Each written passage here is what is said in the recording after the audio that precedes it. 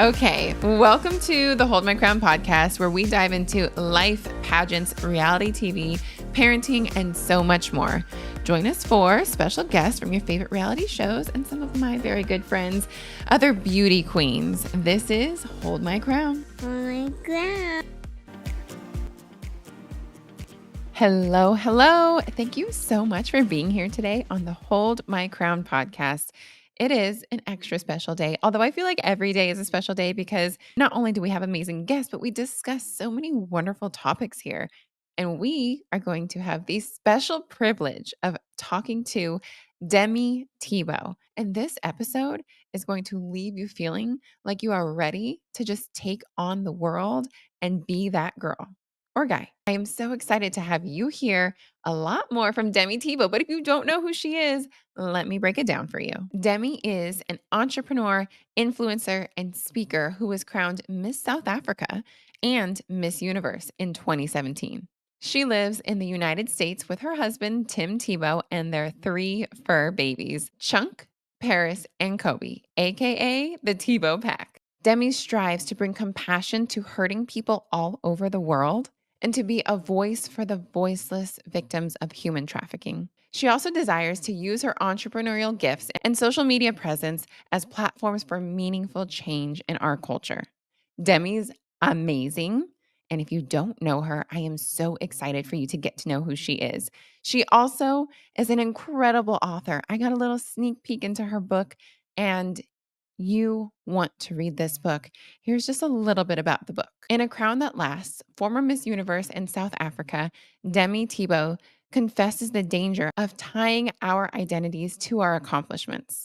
Discover the truth of who you were created to be and how to use your platform, no matter how big or small, for eternal impact. This is going to be an incredible podcast, and I'm so excited for you to get to know Demi. Welcome, Demi Tebow. How are you doing today? Yeah, I'm so good. How are you? I'm good. I'm so glad to have you here. Thanks for joining us. Thank you Or for having me. It's yeah. so fun to see your face. It's been a minute. I know it's been a while. I feel like we have the most random like pageant connections here and there through like sister queens and friends. And so I'm Yep. glad that you're here. I feel like And the last time we really hung out was maybe at Sarah Rose Summer's yeah, wedding, which is Sarah's way too wedding. long ago. I know. If you're ever back in LA, we'll do like a coffee or something. That would be fun. That would be great. Yes, but let's kind of jump right in. I know that I feel like all of our audience has different perspectives. So some might know you from the pageant world, some might know you from the faith world, and now you are an author, which is incredible. And I can't wait to dive into all of that. But let's start back in the pageant world. Like, how did you get into pageants in the first place? What was your journey to becoming Miss South Africa and then Miss Universe? And then after that, we can talk about like what happened to transition you into the world of being an author. But tell us about a little bit of your pageant background. A lot of people might know where the story began. Yeah, I think I'm South African, right? I grew up in South Mhm. Africa, born and bred, as they say.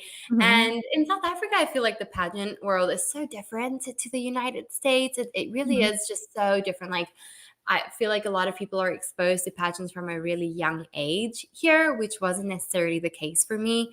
I Yeah. grew up in a very small little teeny tiny town. The closest like shopping mall was like an hour away. My Wow. mom and I like spent Saturday mornings doing our weekly grocery shopping on the farmers market where like most of my friends would work. I like intern there, like spend summers or like holidays working on the farmers market. And so pageants weren't necessarily that big of a thing, especially not where I grew up.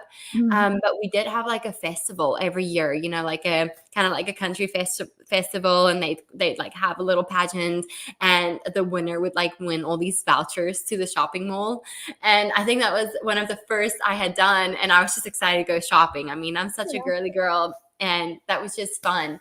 But as I grew up and as I matured, I mean, I always watched the Miss South Africa pageants every single year and just like loved all the winners and their pretty ball gowns and tiaras and the makeup and, like all the girly things.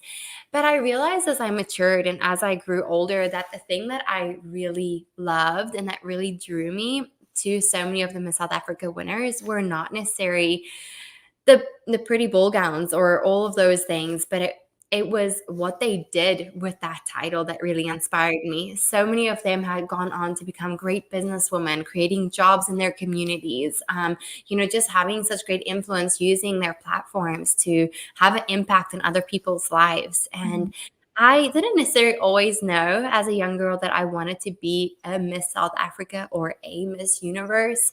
Um, I think I just like really aspire to be that type of woman. Yeah. And through the example that so many former title holders has set. And my time as Miss South Africa was so special.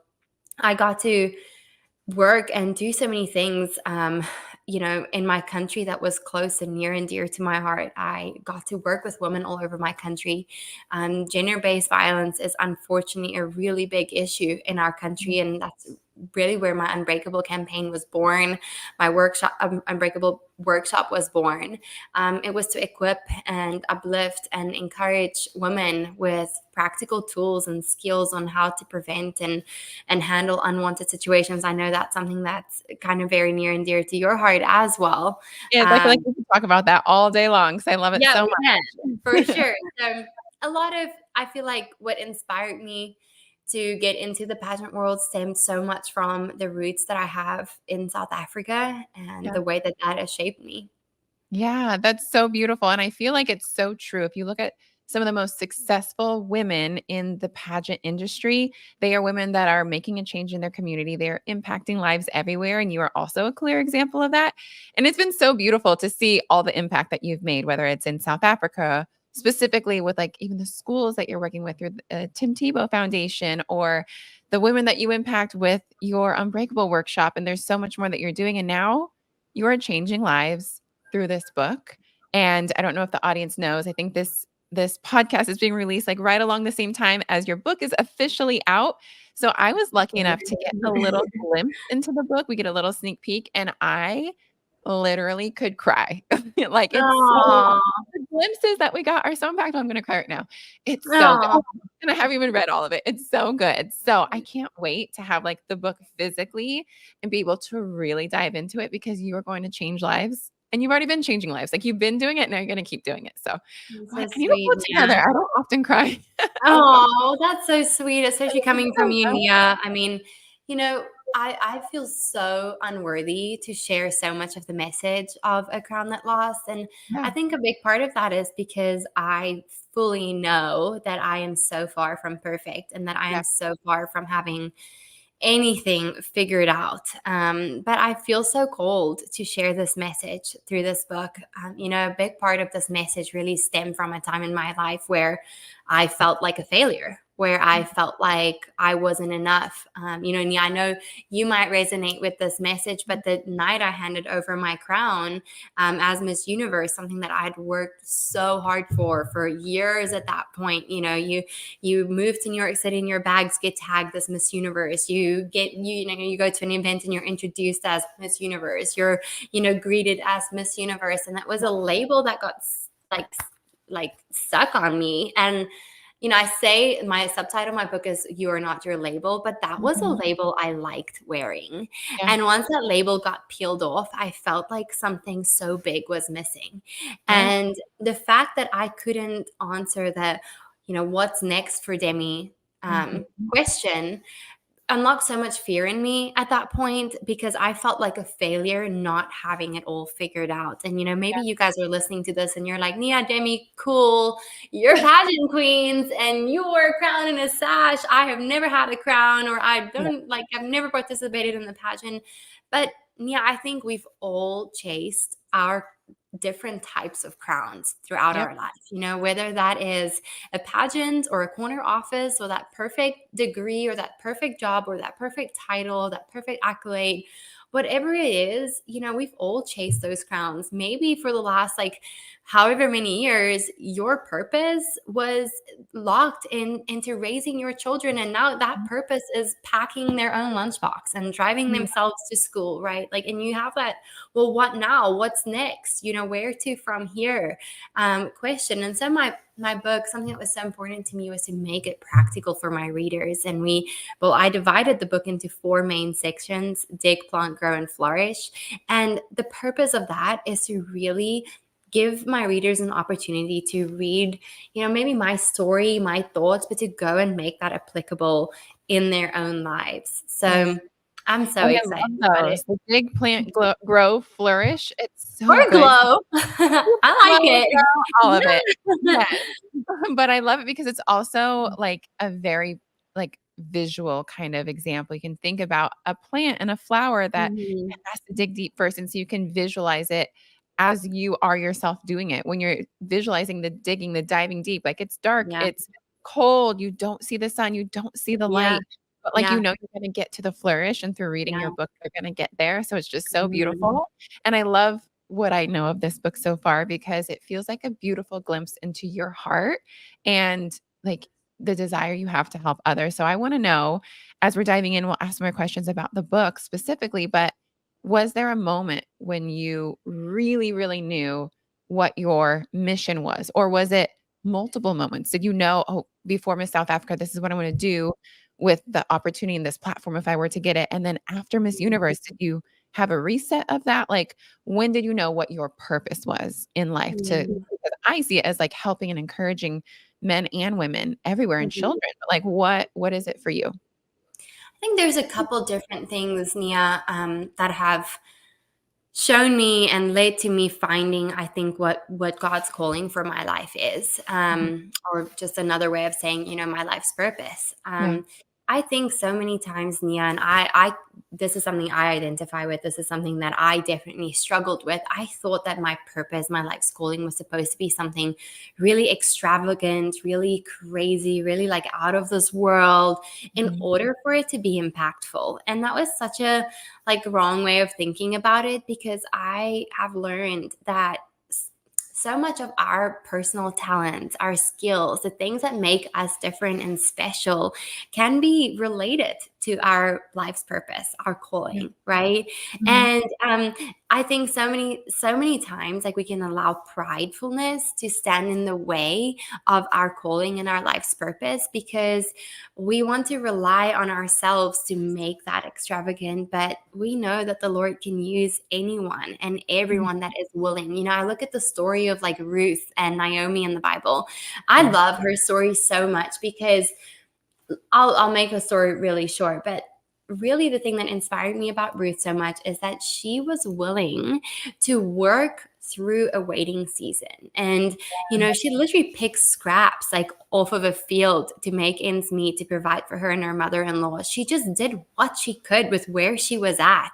Yep. And the Lord can use that if we are willing and say, Lord, here I am, use me. Like, be Mhm. careful, because he can and he will use you, Yeah. and in ways that you never even thought. And so I think really for me, it just started with just being willing and just surrendering and saying, hey, I don't want to point this back to me. Lord, you take this, you use this, show me your ways. Yeah. And that's usually, Proverbs 69 tells us, like, in their hearts, humans plan their course, but the Lord establishes their steps. And I'm Mhm. so thankful for all of the ways that my perfect plans have gotten absolutely ruined.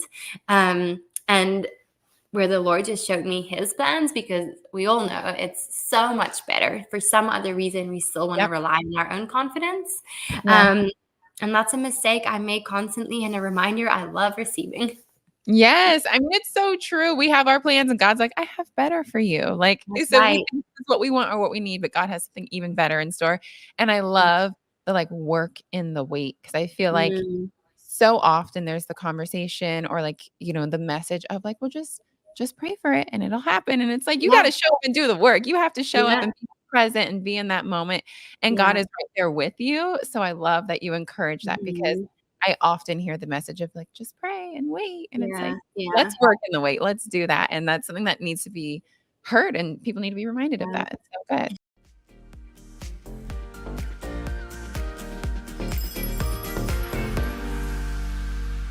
If you haven't noticed, it's winter, the days are getting shorter, it's cold, and now more than ever, we are all in need of a little treat. And that's why I joined First Leaf, a wine club that delivers all of our favorite types of wine straight to our door, because there's really no better treat than a glass of delicious red wine. I cannot wait till after this pregnancy when I'm back to drinking my favorite wines. I have some bottles from my recent deliveries set aside, and I just love that First Leaf gets to know your specific preferences, whether you like red, white, sweet, or dry. So in every shipment, you get to unbox a new selection of bottles that you're guaranteed to love, which is half the fun. Before falling pregnant, I loved trying the variety of wines that they sent, and I've fallen in love with so many. So to get started, all you have to do is answer a few quick questions about what you like to drink. One of my favorite wines that I tried a few months ago was a Zinfandel. I had tried one before, but the way that First Leaf selected a Zinfandel that I would actually love was pretty incredible. Now Daniel gets to enjoy my favorite wines, and I will be joining him in just a few months.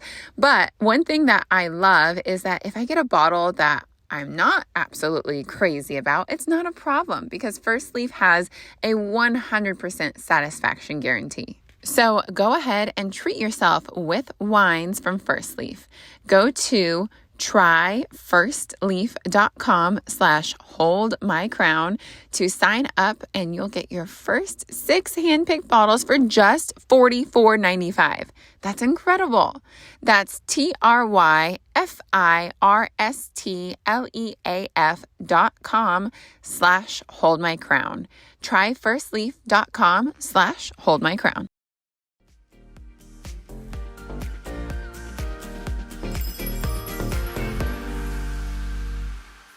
That's one of my favorite chapters, is like the work through the waiting season chapter. I love that chapter so much. It was, after I handed over my crown, I moved back to New York City, and my plan was to like pursue a career in modeling, and I signed with the right agency. I had the perfect team, all the things, right? Like was set up, but like, if you have any experience in the modeling world, it's such a like hurry up and wait scenario every single day.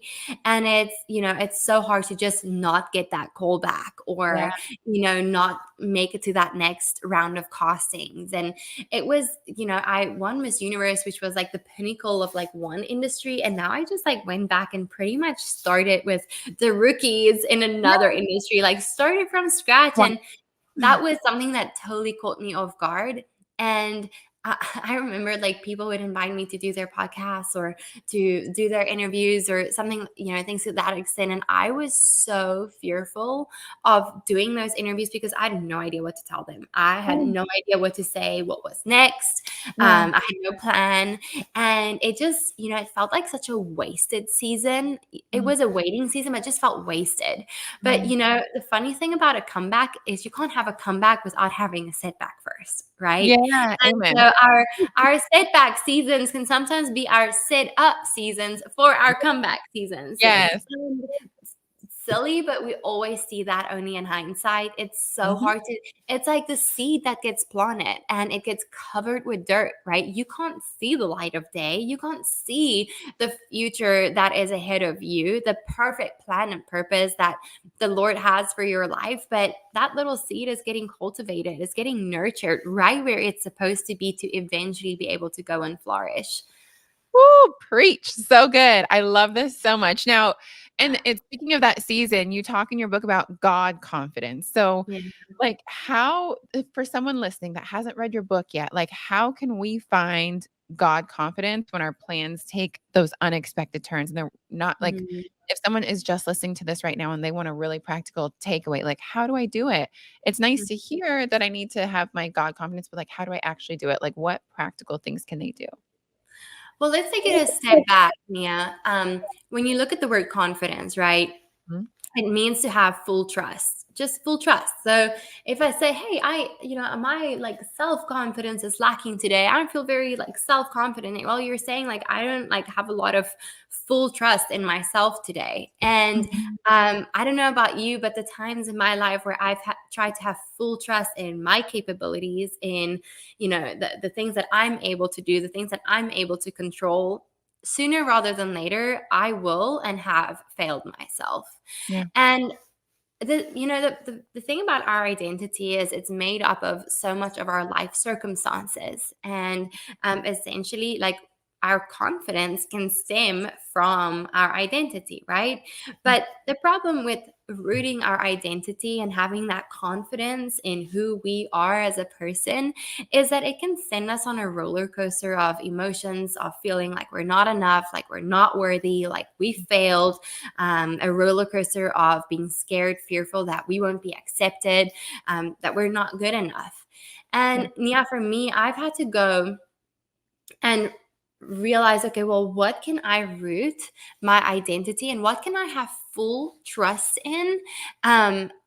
Because my self confidence keeps failing myself. And the one thing that I have been able, well, actually, four things that I've been able to narrow down is, in order to have a stable identity, I need to root my identity in something that is fixed, that is never changing, that is bigger than myself, and that is always trustworthy. Always trustworthy. My self confidence is none of those things.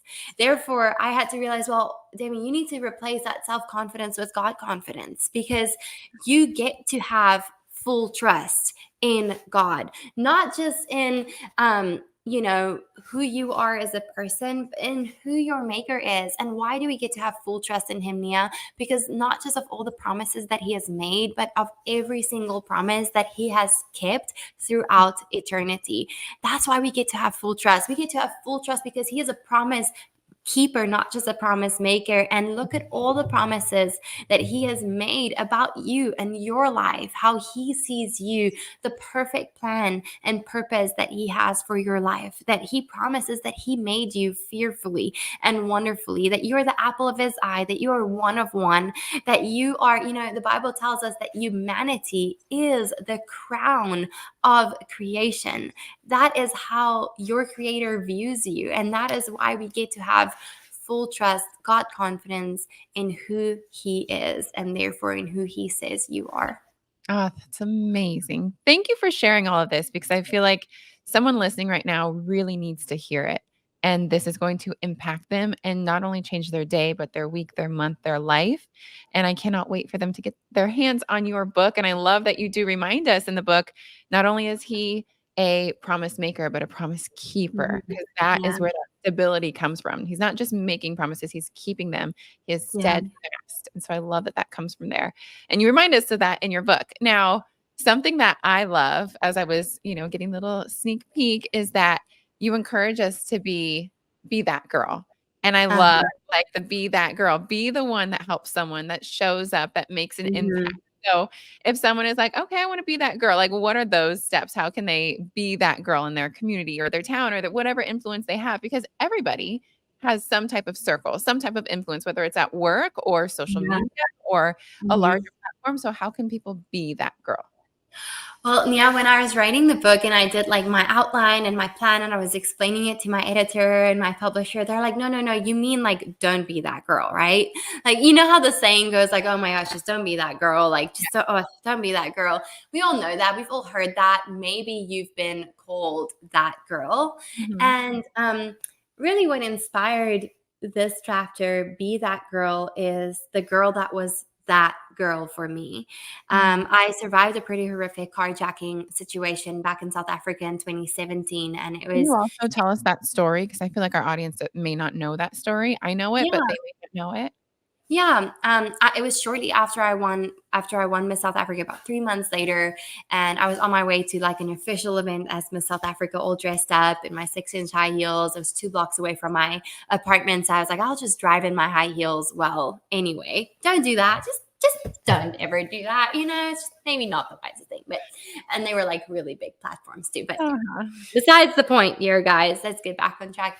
I was stuck at a red traffic light and it was broad daylight, 5:30 in the afternoon, peak hour traffic, bumper to bumper traffic in Johannesburg, South Africa. And the next moment, my vehicle was surrounded by multiple armed men.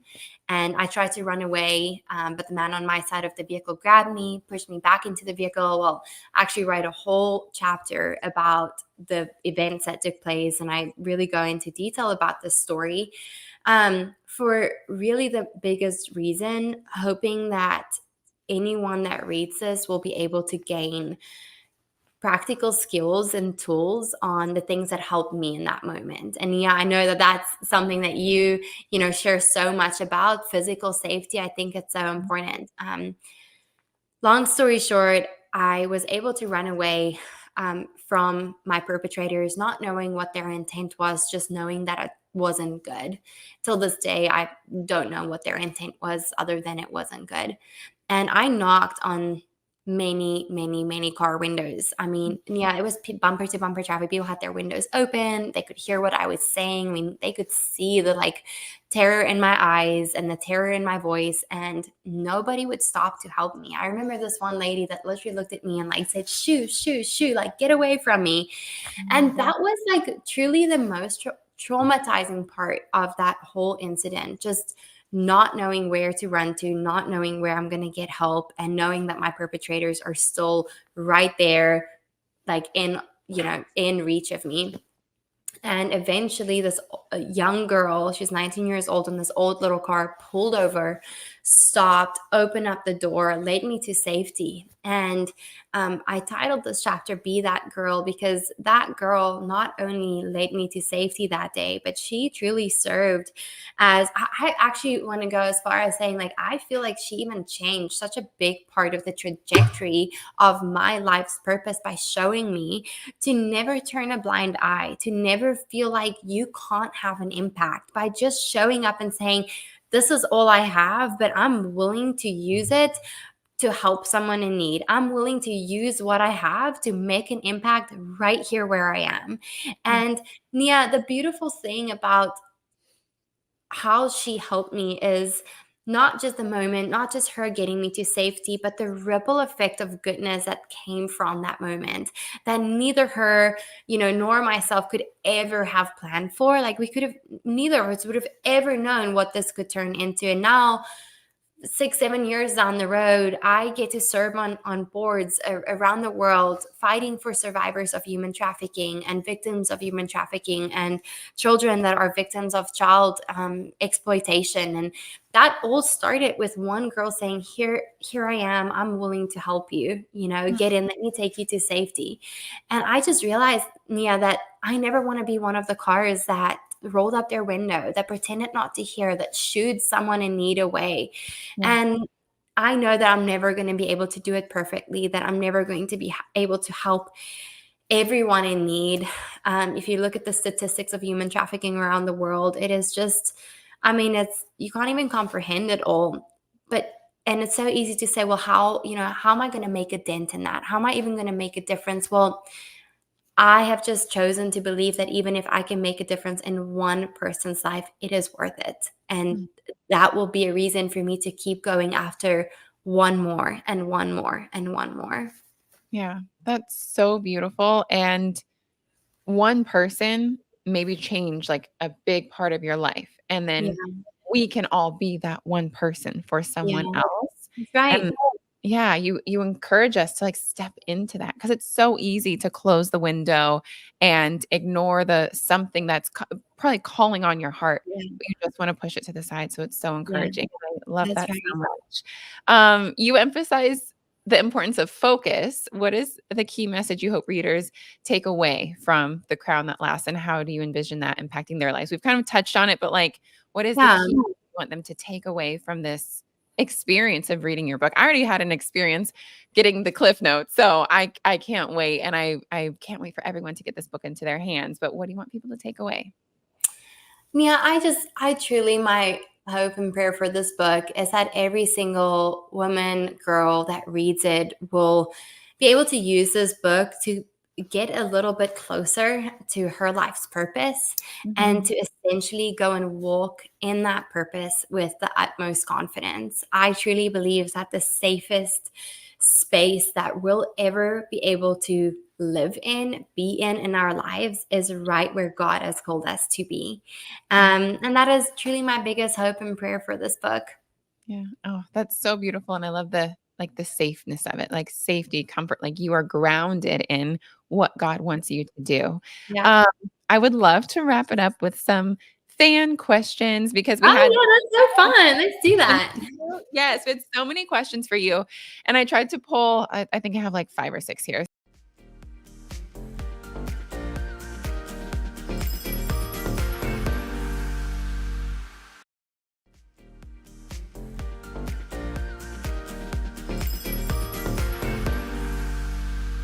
Let's start off with Danica212. She wants to know, what was the most challenging thing to adapt to after giving up the crown? And we may have kind of touched on these things, but I want to answer people's specific questions. Uh-huh. Most challenging thing about giving up the crown. I think we touched on this, but it was just like the fear of not knowing what's next. Mhm. I think that was so hard for such a long time. I have worked to achieving something specific, and maybe you're listening to this and you're thinking, well, I worked so hard for something for a long time and I didn't end up achieving it. And you're still trying to find a way forward. We talked about it was that label that was ripped off that you actually liked wearing. Or I'm thinking of like that sticky little label we wore in like kindergarten, and like before half of the day is over, it's like peeled off. I remember like being in middle school and like trying to like glue it back on, and it just wouldn't stick. That little label with your name on it just wouldn't stick. And I think that was probably just one of the hardest thing is to come to grips and to accept that that label is off, and I liked wearing it.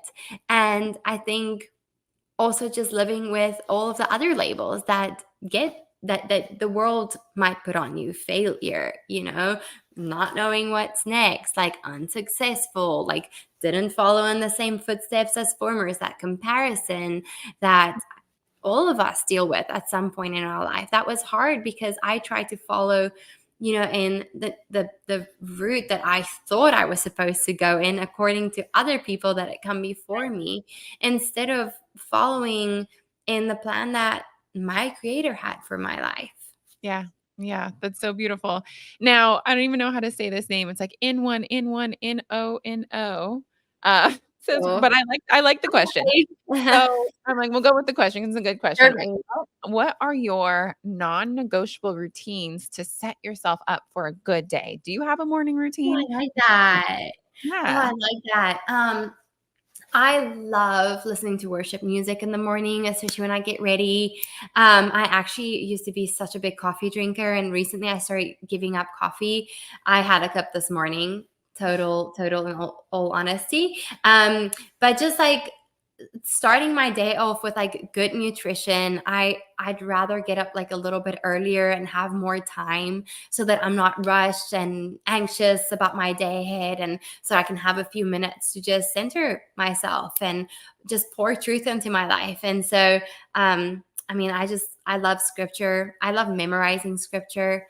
We Mhm. have these like waterproof sticky notes that's like $5 on Amazon that you can like put up in the shower. And I love like just putting scripture on them and like memorizing and just, writing a new like verse a day. It's hard to memorize a verse a day, but that was a goal of mine. I didn't stick to it. But just surrounding yourself with things that lift you up, that's good for you. That's good for your mind. That's good for your body. That's good for your heart. That's good for you spiritually. And Nia, I think like all in all, to summarize that, it's really just knowing what your traps are.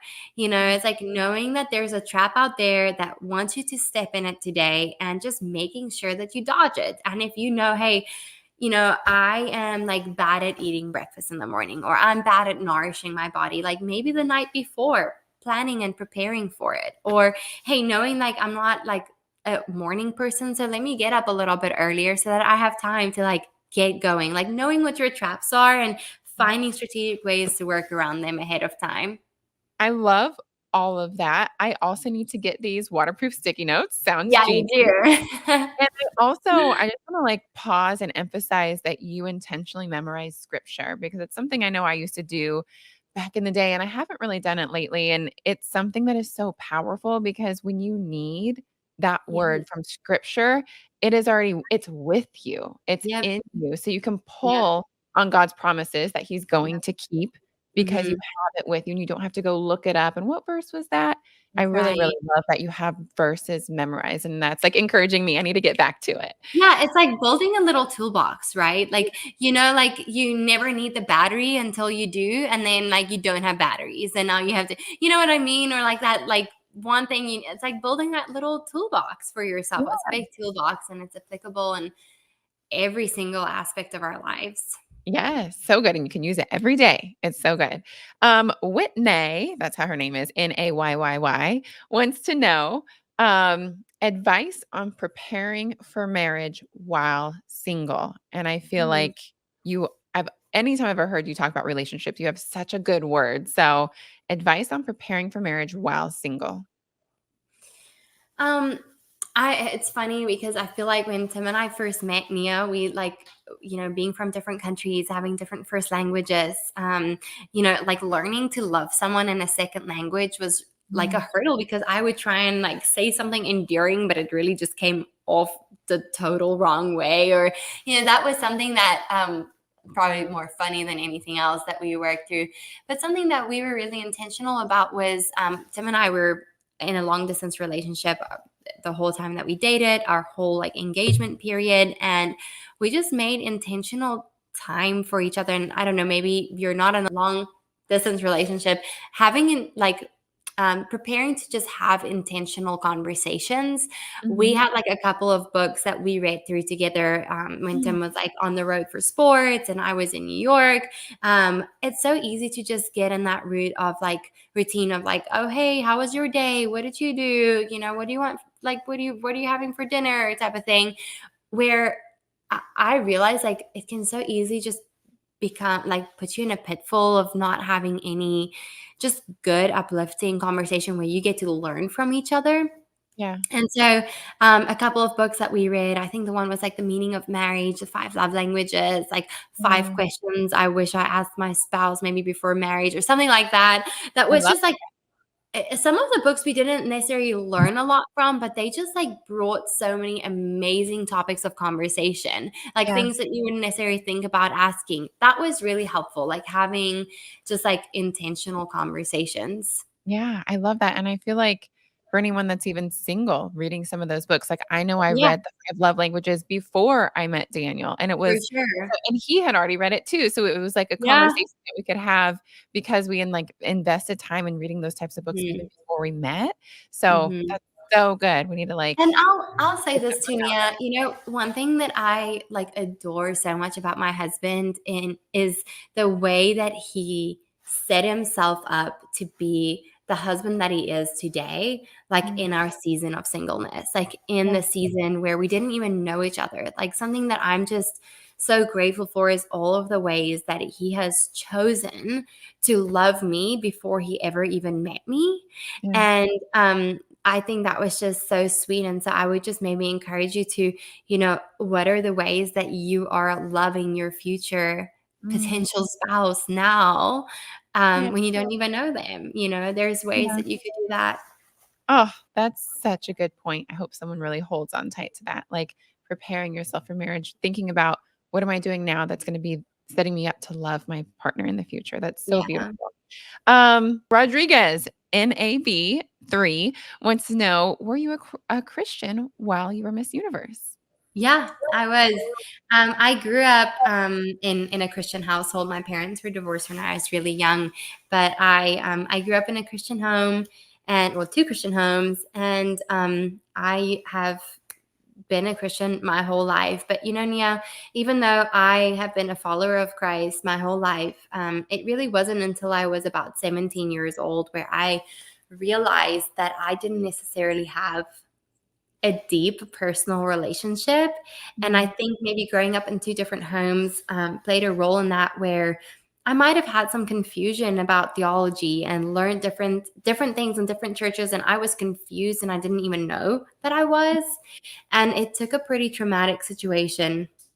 A very dear friend of ours passed away, and it was like the morning of our final maths exam, and it was just a really sad situation. And we ended up gathering on the sports field, and our youth pastor ended up, being there with us, just like praying for all the students, but most importantly, praying for our friend's family and just praying over his life. And the pastor at the end of the prayer just said, hey, if there's anyone that like isn't sure about where they will spend eternity, if you have any doubt in your heart right now, I want to give you an opportunity to pray with me, to just pray to your creator. And I don't want you to ever have that doubt ever again. And I knew that that was me in that moment, Nia. I knew that I had doubts. I knew that I had uncertainties. And I knew that I don't want to spend the rest of my life questioning, wondering what the love is that my creator has for me. That I didn't want anything to stand in between the perfect relationship that my creator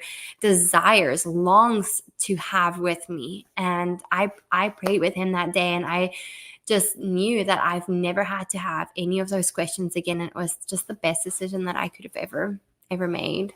Wow. Thank you for sharing that. That's incredible. And I love that God has been a part of your entire life, but you had that really pivotal moment too. Okay. Nursey 33. How do pageants or how did pageants change your life? And then how do you want to be remembered as Miss Universe?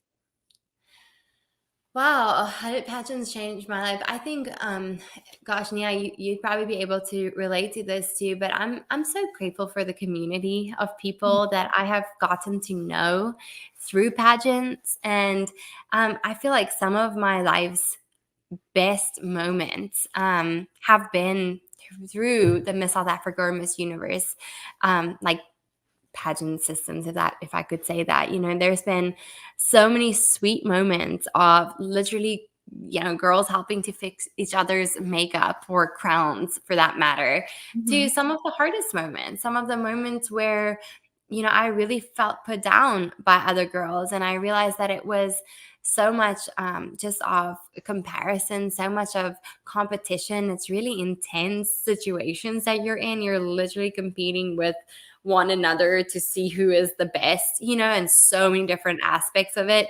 But I remember right before the Miss Universe show started, a girl came up to me and she took my hand and she was like, good luck with tonight.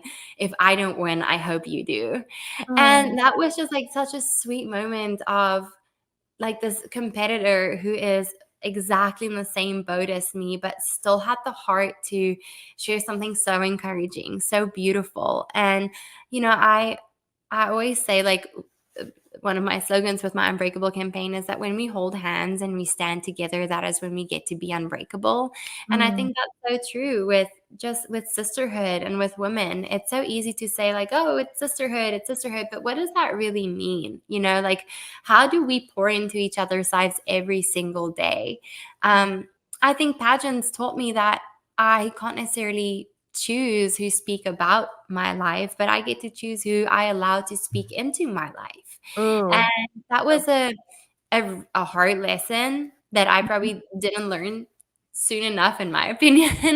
I love it. I'm We're taking it right now and putting it in my pocket. That's put so him good. in your pocket. Put him in your pocket. Take In my it. Uh, toolbox. Yep. it's who's that pit crew of people that you create, that you put Mhm. around you, to look to when you need inspiration, to look to when you are in a hard moment, to look Yeah. to for wisdom, that's going to point you back to the truth. Because honestly, the greatest thing the enemy does, in my opinion, Nia, is, yes, he tells us lies, but like what he does so well is he creates doubt in our hearts and our minds.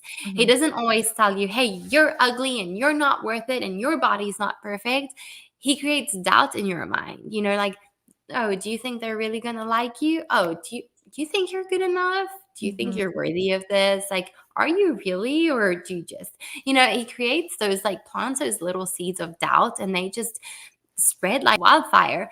And it's really the people that I've had surrounded me that's helped me just be pointed back to truth over and over and over again. And I think that's one of the ways that scripture comes in so helpful, because it's like those little, like, tools and skills and, like, just like weapons that you need in moments like that, point you back to the truth every single time.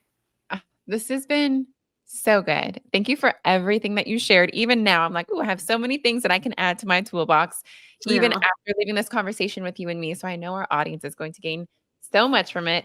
A few things as we wrap up. Where can everybody find your book, and where can they find and follow you?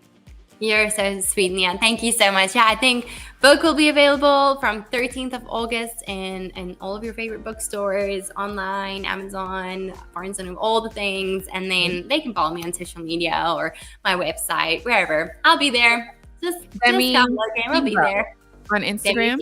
Yep. Demi Tebow. Amazing. Thank you so much for the Thank time you, Nia. and for the inspiration, and I hope you have an incredible day, and we'll talk soon. Thank you so much, Nia. All the best. Bye, everyone. Thanks for listening.